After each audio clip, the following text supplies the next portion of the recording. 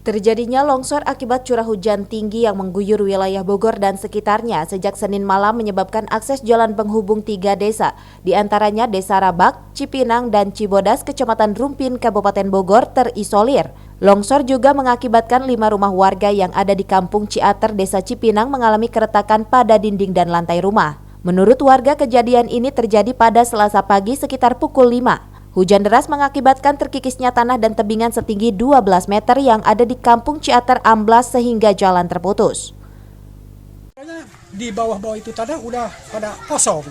Nah, ditimpa hujan 2 hari 2 malam, kan besar. Jadi tanah itu nyerap, air nyerap ke bawah tanah, ya otomatis warga tempat longsor ke arah jurang perusahaan itu.